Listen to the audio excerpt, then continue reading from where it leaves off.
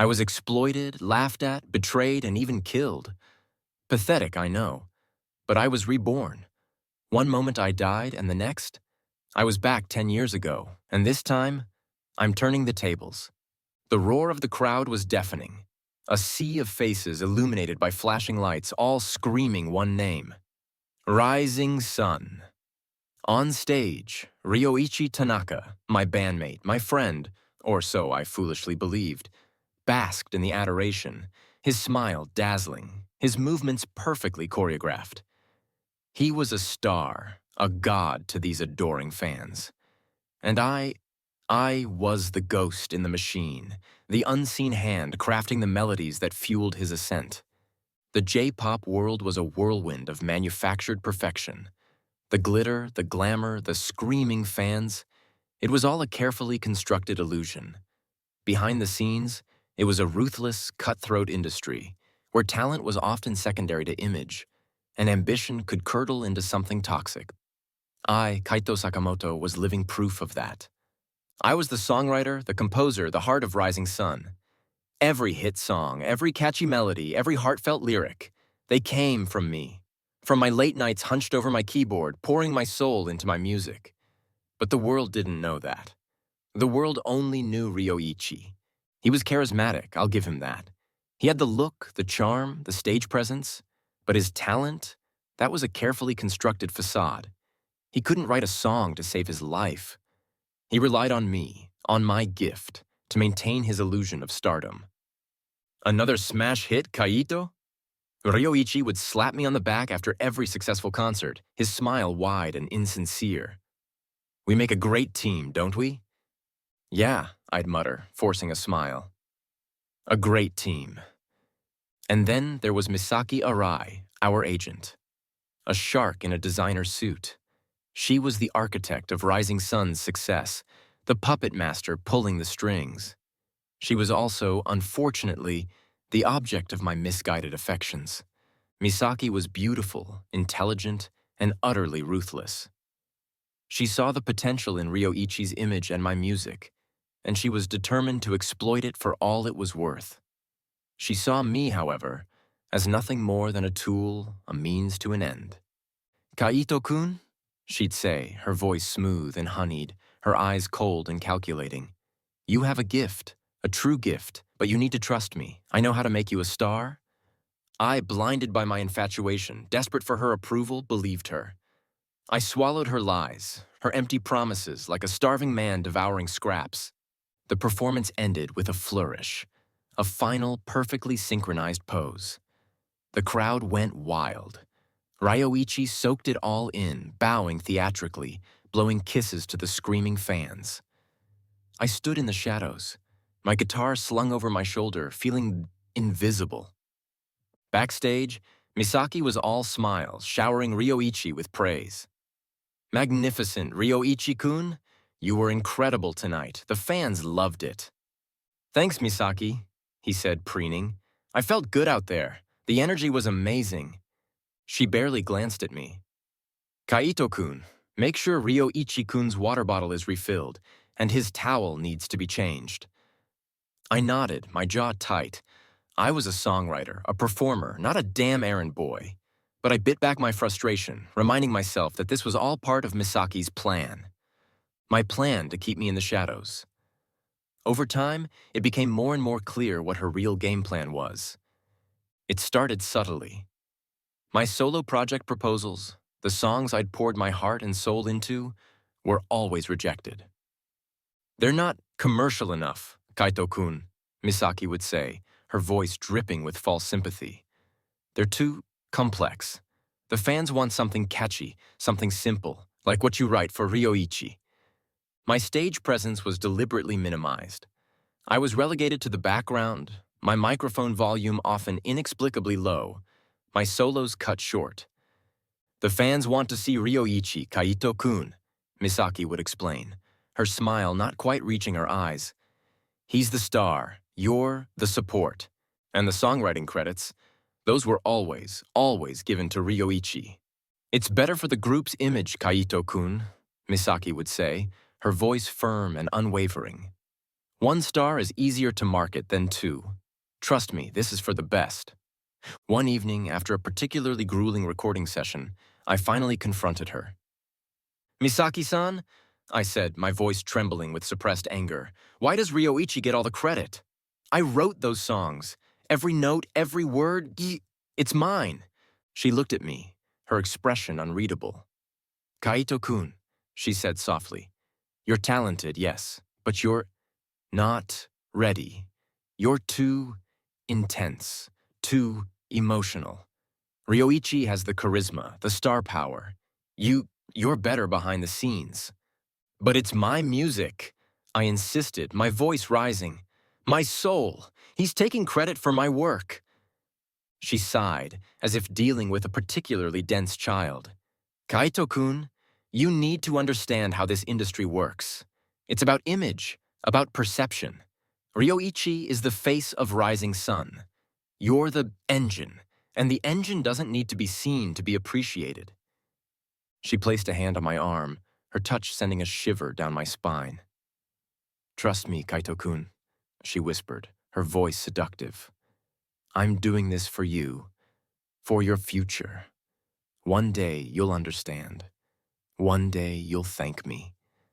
I stared into her eyes, searching for any hint of sincerity, any flicker of genuine affection. But there was nothing, just cold, hard ambition. And in that moment, I realized the truth. She was using me, and she would continue to use me as long as I let her. But back then, I was a fool. The herbal remedies started soon after. Kaito-kun, you're sounding a little strained, Misaki said, her voice laced with false concern. I've brought you something special. It's a traditional remedy, very good for the vocal cords. It was a dark, bitter liquid that tasted vaguely of licorice and something metallic. I trusted her, of course. I trusted her implicitly. I drank it every day as instructed. At first, I felt nothing. But slowly, gradually, my voice began to change. It became hoarse, raspy, unreliable. My range narrowed, my control diminished. It's just stress, Kaito-kun, Misaki would say, dismissing my concerns. The pressure of performing, just keep taking the remedy. It will help. Ryoichi, of course, was delighted. With my voice failing, his own mediocre vocals seemed to shine even brighter. He became even more arrogant, more demanding, more unbearable. Kaito, you're slacking, he'd sneer, after a particularly disastrous rehearsal. You're holding me back. Maybe you should just stick to songwriting. The despair was a constant companion now. I felt like I was trapped in a nightmare, watching my dreams, my ambitions, my very voice slip away. I was isolated, alone, surrounded by people who were either using me or oblivious to my suffering. I even started to think that perhaps I wasn't good enough. I longed for the simple days, before the fame, before the betrayal. I remembered being a child, sitting on the porch with Natsu, strumming my old beat-up guitar, dreaming of making music that would touch people's hearts. You're going to be a star, Kaito, Natsu would say, her eyes shining with admiration. I just know it. We'll be stars, Natsu, I'd correct her, smiling. Together. But that dream, that innocent, hopeful dream, was now a distant memory. The end came swiftly. My voice, weakened by Misaki's poison, finally gave out completely. I couldn't sing, couldn't perform. I was useless to them. They discarded me like a broken toy. No fanfare, no gratitude, just a cold, dismissive severance package and a curt goodbye. I ended up in a cheap, run-down apartment, my savings depleted, my body failing. The herbal remedies had done their work. The doctors said my vocal cords were permanently damaged. I lay there, in the darkness, alone and forgotten, the echoes of applause replaced by the deafening silence of my failure. Regret, bitter and overwhelming, consumed me. I had been so naive, so trusting, so blind. I was a fool, I whispered, my voice a raspy, broken croak, and then darkness. The final, merciful release. But even in death, a spark of defiance remained. A vow, whispered on my last breath, "If I ever get another chance, I'll make them pay." The first thing I heard was the music, my own music. A melody I hadn't played in years, a melody that belonged to a ghost. I sat up, my head spinning. I was on a worn-out sofa in a room that felt both familiar and alien. The walls were covered with posters of rock bands, faded and peeling at the edges. Sunlight streamed through a dusty window, illuminating a cluttered space filled with musical instruments. A battered acoustic guitar, a keyboard covered in a thin layer of dust, a drum set crammed into a corner. This was, my old practice room, the one I used to rent, back before Rising Sun, before the fame, before the fall. Disbelief warred with a growing, terrifying hope. I stumbled to a mirror hanging on the wall, my legs shaky, my heart pounding in my chest. The face that stared back at me was young, too young. Smooth skin, bright eyes, a mop of unruly black hair. It was my face, but a decade younger. A face untainted by betrayal, by despair, by the slow, agonizing erosion of my dreams. My voice. I needed to hear my voice. I cleared my throat tentatively and began to sing. A simple melody, one I'd written years ago, a song about hope and longing. The sound that emerged was clear, strong, resonant. The voice I'd lost, the voice that had been stolen from me, was back. The realization hit me like a physical blow. It wasn't a dream. It wasn't a hallucination. It was real. I was back. 10 years in the past, reborn. "This time," I whispered, my voice trembling with a mixture of disbelief and fierce determination, "I won't be a fool." The memories flooded back, a torrent of bitterness and regret. Misaki's manipulations, Ryoichi's arrogance, the slow, agonizing destruction of my career, my voice, my life. It all came rushing back, vivid and painful. But this time, I knew. I knew their secrets, their weaknesses, their lies. I knew how it all played out, and I wouldn't let it happen again. The first few days were a blur of adjustment. I had to relearn how to be a teenager, how to navigate the world with the mind of a jaded, broken man trapped in a young body. I had to pretend to be the naive, eager Kaito I once was, while secretly plotting my revenge. The hardest part was seeing Ryoichi and Misaki again. Seeing them young, ambitious, their treachery still hidden beneath a veneer of charm and camaraderie. Ryoichi, predictably, treated me like his personal assistant, ordering me around, demanding my time and my talent. "Kaito, run down to the store and get me some energy drinks," he'd say, tossing me a few yen. "And be quick about it. We have rehearsal." In the past, I would have obeyed, swallowing my pride, clinging to the false hope of future success. But not this time. "Get them yourself, Ryoichi," I said, my voice surprisingly firm. "I'm busy." He stared at me, dumbfounded. "What did you say?" I repeated, meeting his gaze directly. "I'm busy. I have my own music to work on." His face flushed with anger. "Your music? You mean my music, don't you?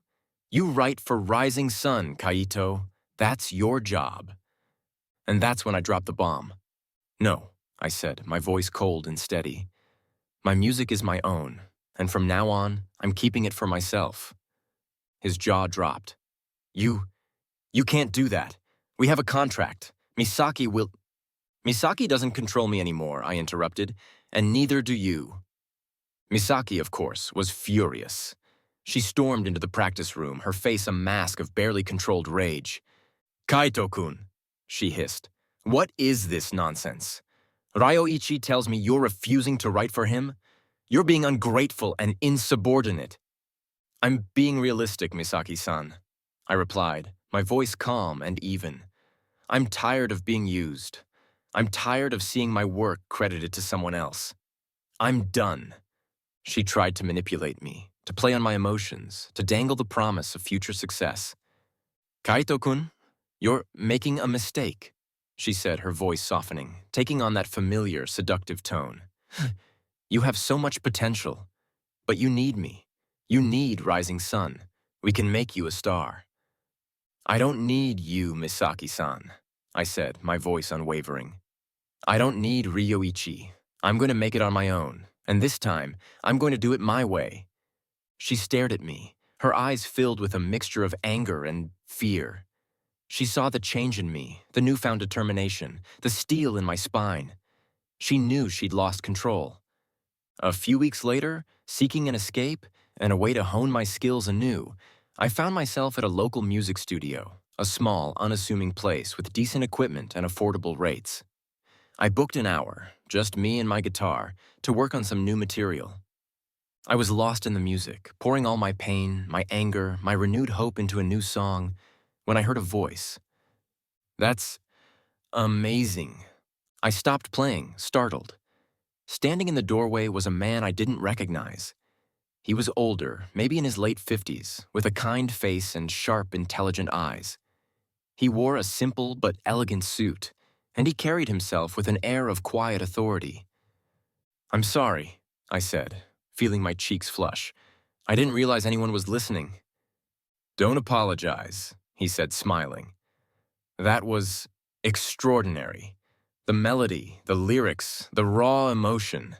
You have a gift, young man." "Thanks," I mumbled, still embarrassed. "I'm Akihiro Fujimoto," he said, extending his hand. "I'm a music producer." My eyes widened. Akihiro Fujimoto. The Akihiro Fujimoto. He was a legend in the industry, a producer known for his impeccable taste, his integrity, and his ability to discover and nurture true talent. "Kaito Sakamoto," I replied, shaking his hand. "Kaito-kun," he said, his eyes studying me intently. "I've been looking for someone like you, someone with raw talent, with passion, with something to say. I believe you have that something." He paused, then smiled. "I'd like to work with you, Kaito-kun. I'd like to help you develop your talent, to share your music with the world." It was an offer I couldn't refuse. A chance to finally break free from the shackles of my past, to forge my own path, to achieve my dreams on my own terms. It felt like destiny. No, it felt like justice. I'd like that very much, Fujimoto-san," I said, my voice filled with a newfound hope. This was it, my second chance, my opportunity to rewrite my story. And this time, I wouldn't let anyone stand in my way. The one bright spot in the otherwise bleak landscape of my past life had always been Natsu. Reconnecting with her was like finding a familiar melody in a world of dissonance. She lived just a few blocks away, just like before. I found her in the small park where we used to play as kids, sketching in a worn-out notebook. She hadn't changed much. Same bright, curious eyes, same messy ponytail, same easy smile. "Kaito?" she said, her eyes widening in surprise. "Wow, you haven't changed a bit, except you look taller." "You haven't changed either, Natsu," I replied, smiling. It felt good to smile, genuinely. We fell back into our old rhythm easily, as if the lost years had never happened. We talked for hours, catching up on everything and nothing. I told her about my renewed passion for music, my decision to go solo. I didn't mention the whole Rebirth thing, of course. That would have been a bit much. "I always knew you'd do great things, Kaito," she said, her voice filled with genuine warmth. "You were always the most talented person I knew." Her words were a balm to my wounded soul. Unlike Misaki's empty praise, Natsu's belief in me was unconditional, untainted by ulterior motives. She saw me, the real me, not just a tool to be exploited. We started spending hours together, just like when we were kids. We'd listen to music, talk about our dreams, and she'd even let me play her my new compositions. She became my sounding board, my confidant, the one person I could truly trust. She had a way of listening, of really listening, that made me feel seen, understood. "This is amazing, Kaito," she said after I played her a new song, a raw, emotional ballad about loss and redemption. It's like you're finally free." "I am," I replied, a sense of peace settling over me. "I finally am." With Natsu's unwavering support and Fujimoto-san's backing, I was ready to face Misaki, to formally declare my independence. I knew it wouldn't be easy. Misaki wasn't the type to let go of her assets without a fight. I spent days preparing, gathering evidence of her past manipulations. I had copies of contracts, emails, even recordings of conversations, a habit I'd picked up in my previous life, a necessary precaution in the cutthroat world of finance. I was ready for her threats, her lies, her attempts to control me. The confrontation took place in her sterile modern office, the very place where she'd crushed so many of my dreams. Ryoichi was there too, lurking in the corner, his usual arrogance replaced by a nervous uncertainty. "Kaito-kun," Misaki began, her voice dripping with false concern. "What is this I hear about you signing with Fujimoto-san? You can't be serious. You're under contract with us." "That contract is void, Misaki-san," I said, my voice calm and steady. "It was signed under false pretenses. You deliberately withheld information, exploited my talent, and damaged my health." Her eyes narrowed. "Don't be ridiculous, Kaito-kun. You're being dramatic." "Am I?" I challenged, placing a stack of documents on her desk. "Here's proof. Proof of your financial mismanagement, your manipulation of Rising Sun's contracts, your deliberate sabotage of my career." "And," I added, my voice hardening, "here's a medical report detailing the damage to my vocal cords, caused by the herbal remedies you so generously provided." She paled, her carefully constructed facade crumbling. Ryoichi shifted uncomfortably, avoiding my gaze. You can't prove any of this," she stammered. "I can," I said, "and I will. I'm prepared to go public with everything, Misaki-san. Unless what?" she snapped, her voice losing its composure. "Unless you release me from my contract, immediately and without conditions," I said. "And you issue a public statement acknowledging my authorship of all Rising Sun's songs." She glared at me, her eyes filled with hatred. "You think you've won, Kaito-kun? You think you can just walk away from this?" "I know I've won," I corrected her. "And I'm not just walking away. I'm taking back what's rightfully mine." She knew she was beaten. She could fight, but it would only make things worse. The evidence was overwhelming, and my connection with Fujimoto-san gave me a level of protection she couldn't match. With a defeated sigh, she agreed to my terms. The official announcement of my departure from Rising Sun and my signing with Fujimoto's agency sent ripples through the industry. The whispers began. People were curious, intrigued, and some, undoubtedly, were skeptical. "Fujimoto-san is taking a big risk on you, Kaito-kun," a reporter said during my first press conference. "You're young, unproven as a solo artist. What makes you think you can succeed?" "I have something to say," I replied, my voice confident and clear, "and I believe people will listen." And they did. Free from Misaki's control, I poured all my energy into my music. I wrote songs that were raw, honest, and deeply personal. I drew on my past experiences, my pain, my anger, my renewed hope, to create music that resonated with audiences on a visceral level. Fujimoto-san was a demanding but supportive mentor. He pushed me to hone my skills, to refine my craft, to find my true voice. "Don't try to be someone else, Kaito-kun," he'd say, his voice gruff but kind. "Be yourself. That's where your power lies." The transition to being a solo artist wasn't without its challenges. I had to learn to handle the business side of things, to negotiate contracts, to deal with the media, to build my own team. There were moments of doubt, of frustration, of overwhelming pressure. But I persevered. I had a second chance, a chance to prove myself, a chance to create the career I'd always dreamed of. And I wasn't going to waste it. The whispers, the doubts, the shadows of my past, they only fueled my determination. I was Kaito Sakamoto, reborn, and I was ready to make some noise. The song was called Phoenix. It was a raw, vulnerable ballad, a musical embodiment of my journey. The pain of betrayal, the despair of loss, and the fierce determination to rise from the ashes. I poured everything I had into it, every ounce of anger, regret, and renewed hope. Fujimoto-san, when he first heard it, simply nodded, a rare smile playing on his lips. "This, Kaito-kun," he said, "is your truth. Let the world hear it." We released Phoenix with little fanfare, no big marketing campaign, no manufactured hype. We let the music speak for itself, and it spoke volumes. The response was overwhelming.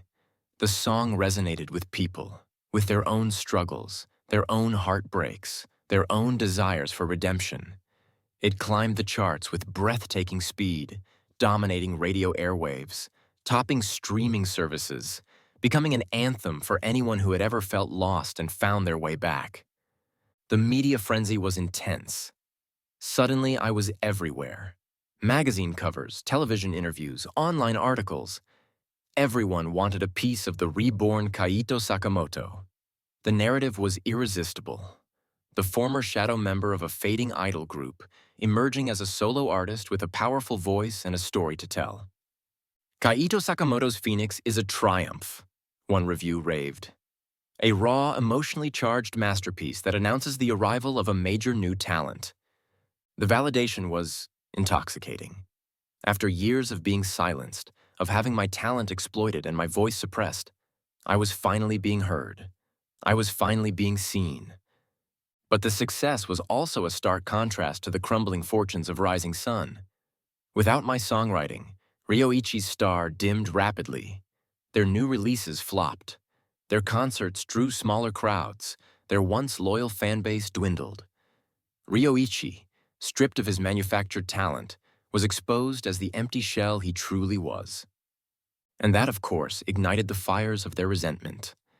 Misaki and Ryoichi, driven by a toxic cocktail of jealousy and desperation, launched their counterattack.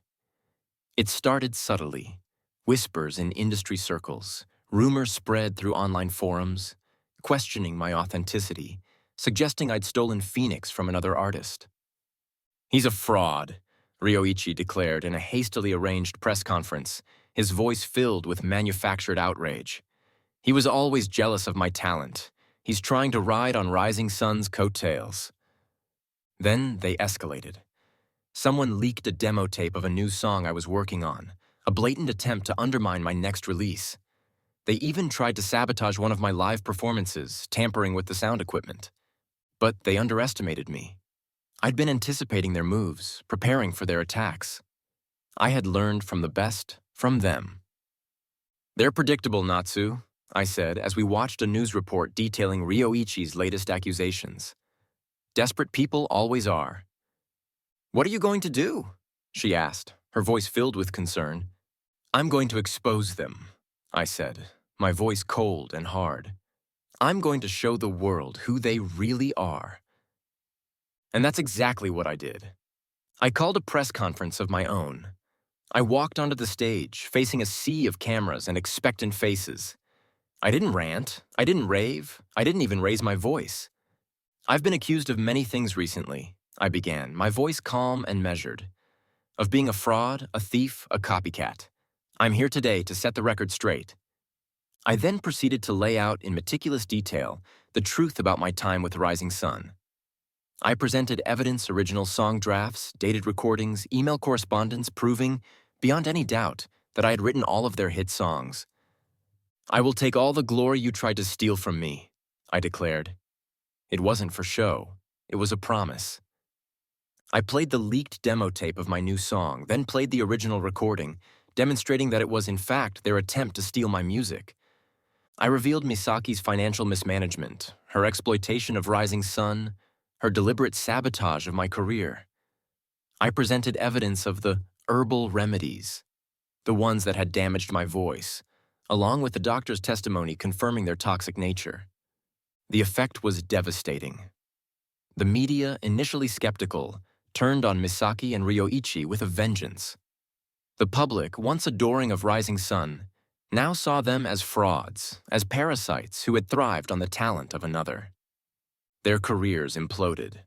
Ryoichi, stripped of his manufactured fame, was reduced to a laughingstock, a cautionary tale of unearned success.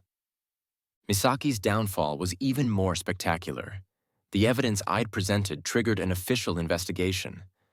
She was fired from her agency, her assets were frozen, and she faced a mountain of legal charges, including fraud, embezzlement, and even assault, for the poisoning of my voice.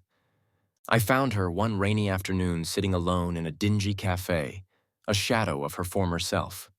She looked up as I approached, her eyes filled with a mixture of fear and hatred. "You!" she whispered, her voice hoarse. "You did this to me!" "You did this to yourself, Misaki-san," I replied, my voice devoid of emotion. "You made your choices, and now you're facing the consequences." "I only did what I had to do," she said, her voice rising in desperation. "This industry, it's ruthless. You have to fight to survive." "You could have chosen a different path," I said. "You could have chosen integrity. You could have chosen honesty. But you didn't." "You were weak, Kaito Soft," she spat. "I made you better." "You made a puppet," I shot back. "A ghost. You and Ryoichi took and took, but this is the end of the line." She looked at me, her eyes filled with a desperate plea. "Please, Kaito-kun," she begged. "Help me. You're the only one who can—" I turned and walked away, leaving her to wallow in her misery. I felt no pity, no remorse, only a cold, hard satisfaction. Justice finally had been served. The whispers, the lies, the sabotage, it had all backfired. And I, the unsung melody, had finally found my voice. The world after Phoenix was a different beast altogether. Fame, I discovered, was a double-edged sword. The adoration was intoxicating, the opportunities endless, but it also came with a constant barrage of scrutiny, pressure, and the ever-present threat of those who wanted to tear you down. Navigating the J-pop industry was like walking through a minefield. Every smile, every handshake, every contract negotiation was a potential trap. There were jealous rivals, eager to capitalize on my success or sabotage my career. There were demanding sponsors, pushing for endorsements and appearances that clashed with my artistic vision. And there was the media, a ravenous beast constantly hungry for a story, for a scandal, for anything that would sell. Fujimoto-san was my guide, my mentor, teaching me the unspoken rules of the game, the art of subtle manipulation, the delicate dance of power and influence. But ultimately, it was up to me to decide what kind of artist, what kind of person I wanted to be. "This industry will try to mold you, Kaito-kun," Fujimoto-san warned me one evening as we sat in his office, overlooking the glittering cityscape. "It will try to tell you what to sing, what to wear, who to be. You have to resist. You have to stay true to your vision." And I did. I fought for creative control over my music, refusing to compromise my artistic integrity for commercial appeal. I turned down endorsement deals that felt inauthentic. I rejected collaborations that didn't align with my values. I learned to say no, a word that seemed to hold immense power in this world of manufactured consent. It was Natsu, though, who kept me grounded. Amidst the whirlwind of fame and fortune, she was my anchor, my constant reminder of who I was, where I came from, and what truly mattered. "Don't let it change you, Kaito," she'd say, her eyes filled with concern as I ranted about the latest industry drama. "Don't become one of them." "I won't," I'd promise, and I meant it. But the ghosts of the past still lingered. Ryoichi, in particular, refused to fade away quietly. Desperate to reclaim his lost glory, he announced a comeback, releasing a new single that was supposed to mark his triumphant return to the J-pop scene.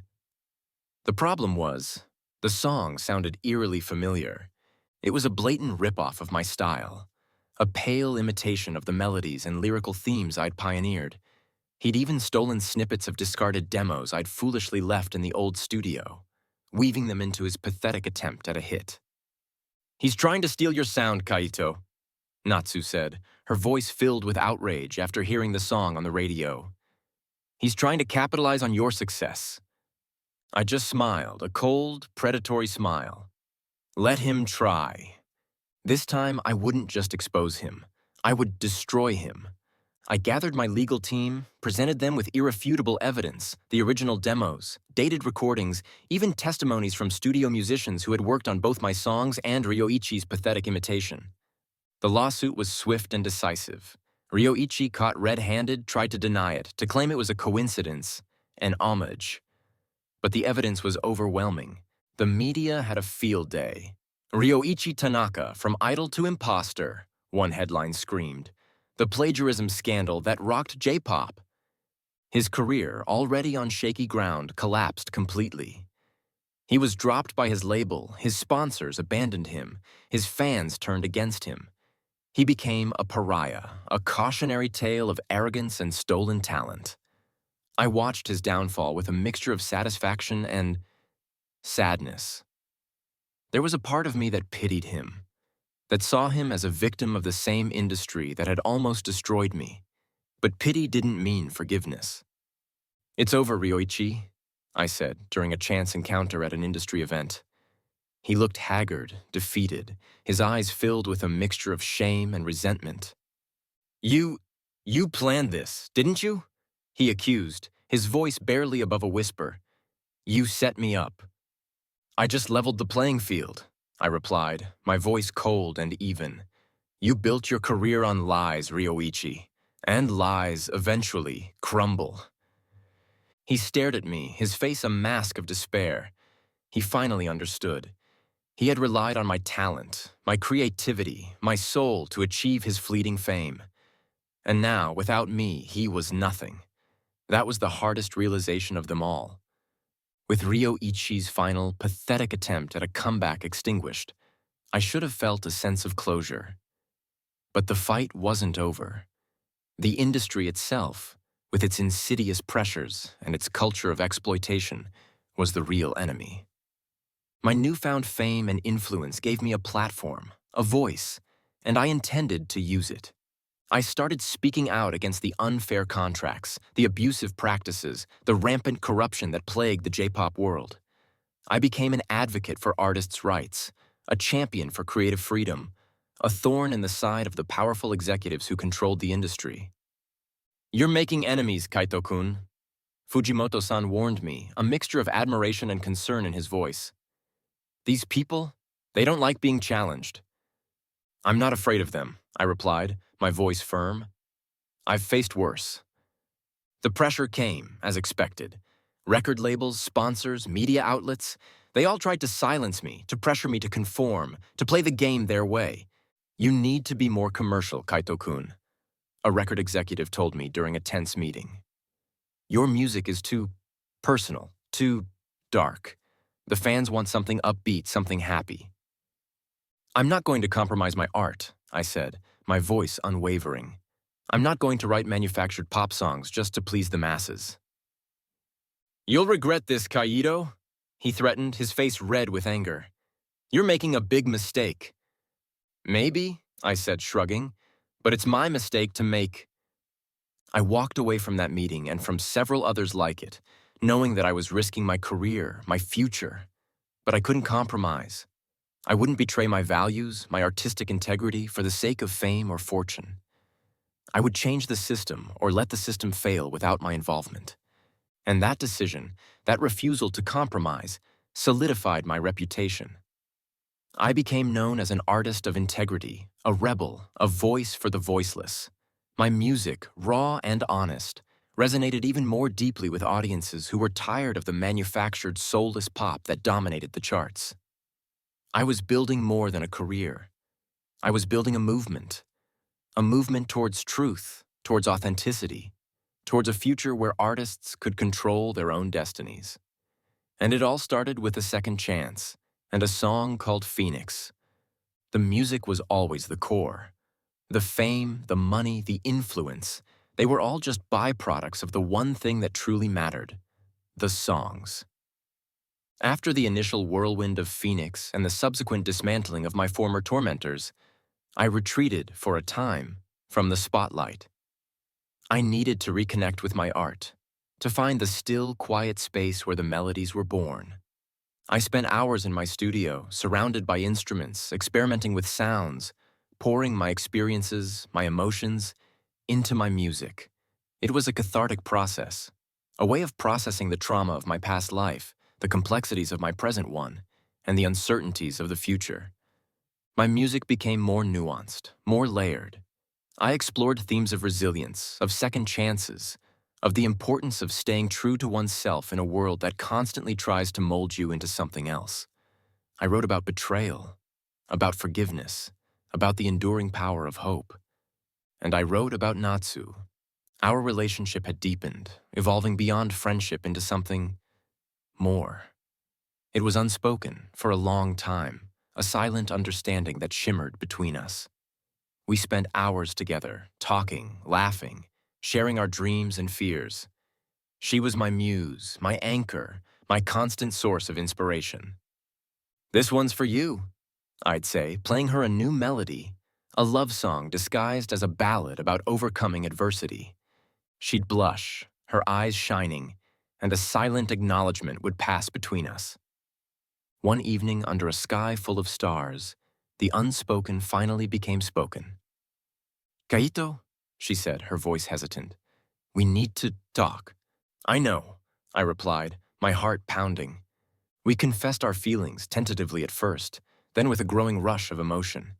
It was a relief, a release of years of pent-up longing and unspoken desires. "I've loved you since we were kids, Kaito," she confessed, her voice barely above a whisper. Even when you were with her." "I know," I said, my voice thick with emotion.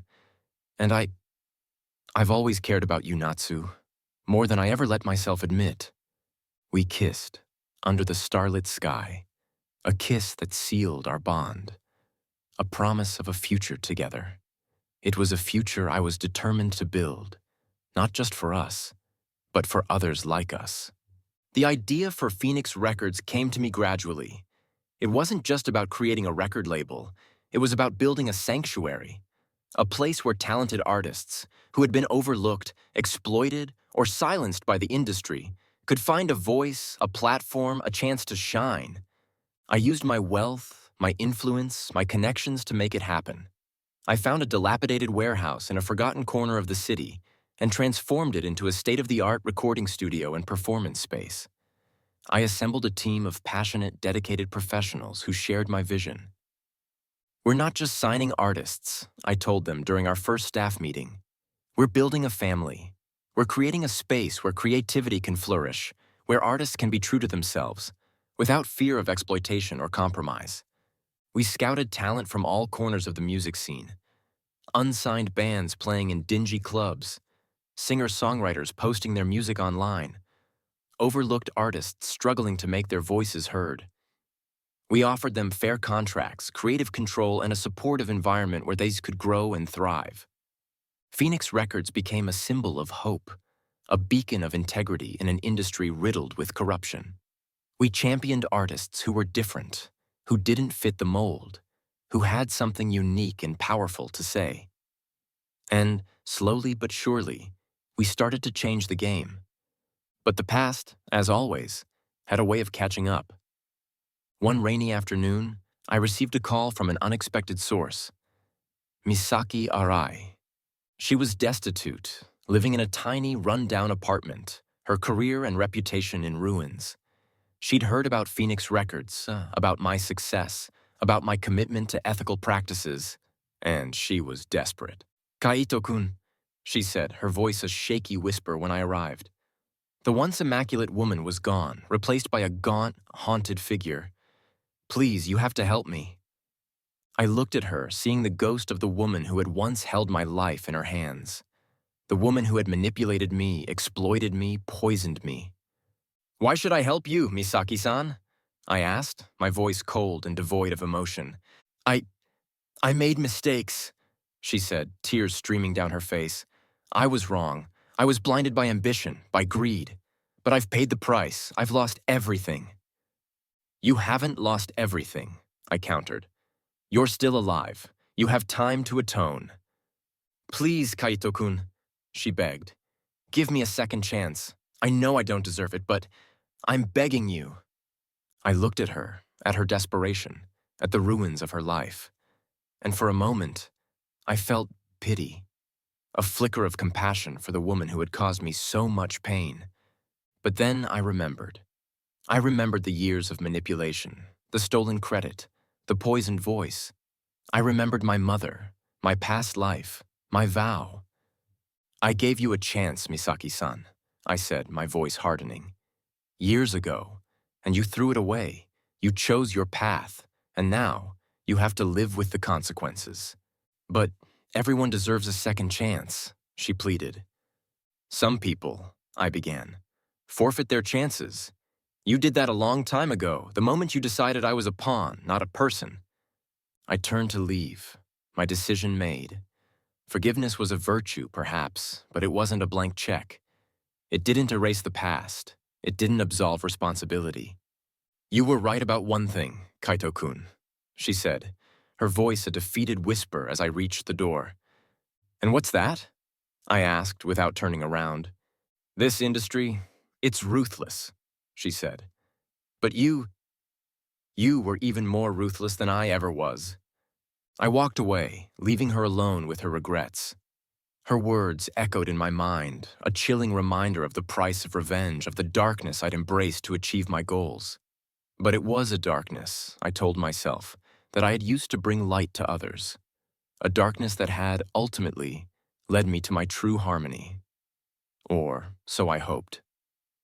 Ryoichi's fall was a spectacle, a slow-motion train wreck that played out in the tabloids and on social media. The plagiarism scandal was the final nail in the coffin, but the rot had set in long before. Without my songs, without Misaki's manipulations, he was exposed as a hollow shell, a manufactured idol with nothing of substance to offer. His attempts to salvage his career were pathetic.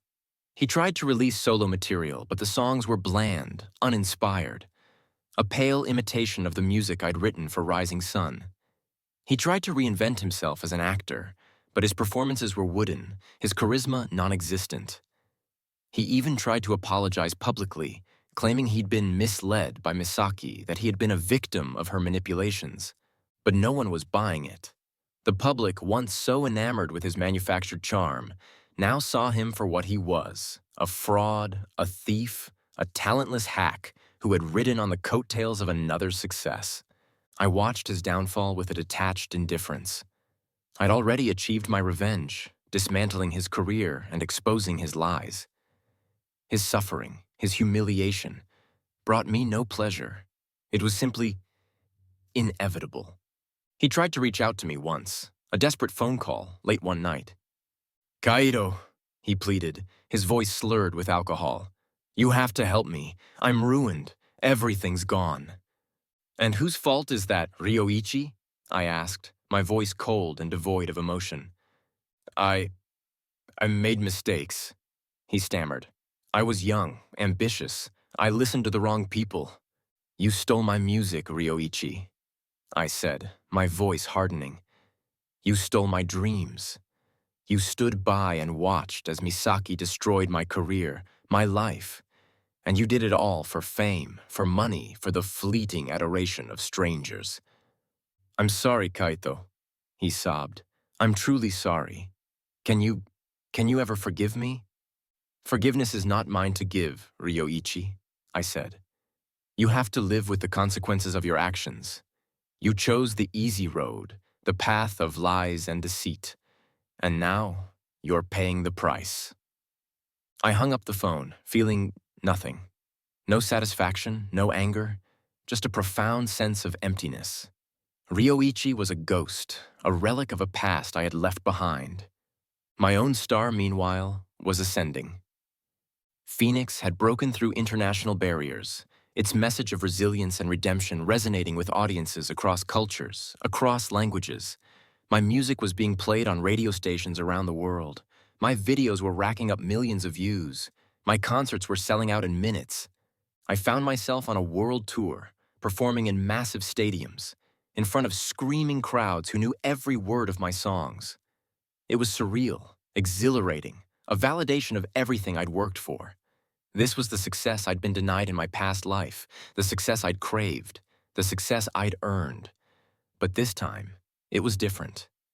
This time, it was on my own terms.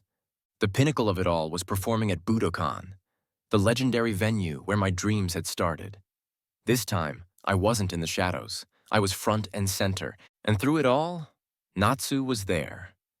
My constant companion, my confidant, my love. Our relationship had blossomed, nurtured by shared dreams, mutual respect, and an undeniable connection that transcended the chaos of my life. "I'm so proud of you, Kaito," she said, her eyes shining with tears, after one particularly electrifying performance. "I couldn't have done it without you, Natsu," I replied, taking her hand. "You're my anchor, my inspiration, my everything." We were standing on the balcony of my hotel room, overlooking the sprawling city below. The lights twinkled like a million fallen stars, a reflection of the dreams we were both living. "Remember when we were kids?" she said, leaning her head on my shoulder. "And we used to dream of this? Of making music? Of changing the world?" "I remember," I said, smiling. "And we did it, Natsu. We actually did it." We stood there for a long moment, wrapped in each other's arms, the silence broken only by the distant hum of the city. It was a moment of perfect peace, of shared triumph, of a love that had endured through time and adversity. And then, finally, the reflection. Sitting alone in my studio, surrounded by my instruments, by the tangible evidence of my success, I thought back on my journey. The pain of my past life, the burning desire for revenge, the sacrifices I'd made, the ethical compromises I'd wrestled with. "This time I own my destiny," I whispered to the empty room. It was true. I had rewritten my story. I had achieved the impossible. I had risen from the ashes of my past life and built an empire, a legacy. I had reclaimed my music, my voice, my future. I had also made a positive impact on the industry. Phoenix Records was thriving, a beacon of hope for artists who had been exploited and marginalized. I had used my influence to fight for fairer contracts, for greater transparency, for a more ethical and sustainable music business. I was surrounded by people I loved and trusted. My parents, finally free from financial worry, were living their best lives. Izzy, though miles away, remained a close friend and confidant. And Natsu. Natsu was my partner, my soulmate, the one constant in a world of constant change. But the journey hadn't been without its costs.